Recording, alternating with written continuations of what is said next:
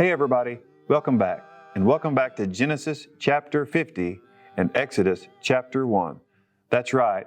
Today we're rounding that corner and we're moving into Exodus, brand new book of the Bible. Well, not brand new, but we're moving into a new book of the Bible for us. And we're going to see a leadership change. We just saw Jacob, Israel, die. And in this chapter of chapter 50, we're going to see Joseph pass away and leave some specific instructions. So let's pick up again today in Genesis chapter 50, and then we're going to begin Exodus chapter 1 right after that in the very next chapter. And then we'll continue from there. So let's begin in Genesis chapter 50, verse 1. Then Joseph fell on his father's face and wept over him and kissed him. And Joseph commanded his servants, the physicians, to embalm his father. So the physicians embalmed Israel. 40 days were required for it, for that is how many days are required for embalming. And the Egyptians wept for him 70 days. And when the days of weeping for him were past, Joseph spoke to the household of Pharaoh, saying, If now I have found favor in your eyes, please speak in the ears of Pharaoh, saying, My father made me swear, saying, I am about to die. In my tomb that I have hewed out for myself in the land of Canaan, there you shall bury me. Now therefore let me please go up and bury my father, then I will return. And Pharaoh answered, Go up and bury your father, as he made you swear. So Joseph went up to bury his father. With him went up all the servants of Pharaoh, the elders of his household, and all the elders of the land of Egypt, as well as all the household of Joseph, his brothers, and his father's household. Only their children, their flocks, and their herds were left in the land of Goshen. And there went up with him both chariots and horsemen. It was a very great company. When they came to the threshing floor of Atad, which is beyond the Jordan, they lamented there with a great and grievous lamentation. And he made a mourning for his father 7 days. When the inhabitants of the land, the Canaanites, saw the mourning on the threshing floor of Atad, they said, This is a grievous mourning by the Egyptians. Therefore the place was named Abel Mizraim. It is beyond the Jordan. Thus his sons did for him as he had commanded them. For his sons carried him to the land of Canaan and buried him in the cave of the field of Machpelah to the east of Mamre, which Abraham bought with a field from Ephron the Hittite to possess as a burying place. After he had buried his father, Joseph returned to Egypt with his brothers and all who had gone up with him to bury his father. When Joseph's brothers saw that their father was dead, they said, It may be that Joseph will hate us and pay us back for all the evil that we did to him. So they sent a message to Joseph saying, Your father gave this command before he died. Say to Joseph, Please forgive the transgression of your brothers and their sin because they did evil to you. And now please forgive the transgression of the servants of the God of your father. Joseph wept when they spoke to him. His brothers also came and fell down before him and said, Behold, we are your servants. But Joseph said to them, Do not fear, for am I in the place of God? As for you, you meant evil against me, but God meant it for good, to bring it about that many people should be kept alive, as they are today. So do not fear. I will provide for you and for your little ones. Thus he comforted them and spoke kindly to them. So Joseph remained in Egypt, he and his father's house.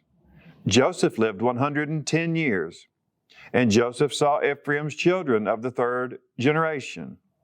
The children also of Machir, the son of Manasseh, were counted as Joseph's own.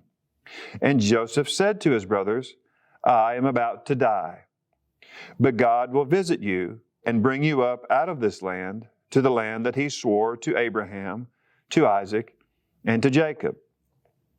Then Joseph made the sons of Israel swear, saying, God will surely visit you, and you shall carry up my bones from here. So Joseph died, being 110 years old. They embalmed him, and he was put in a coffin in Egypt. The end of Genesis. Exodus chapter 1. These are the names of the sons of Israel who came to Egypt with Jacob, each with his household: Reuben, Simeon, Levi, and Judah; Issachar, Zebulun, and Benjamin; Dan and Naphtali, Gad and Asher. All the descendants of Jacob were 70 persons. Joseph was already in Egypt. Then Joseph died, and all his brothers and all that generation. But the people of Israel were fruitful and increased greatly. They multiplied and grew exceedingly strong, so that the land was filled with them. Now there arose a new king over Egypt, who did not know Joseph. And he said to his people, Behold, the people of Israel are too many and too mighty for us. Come, let us deal shrewdly with them, lest they multiply.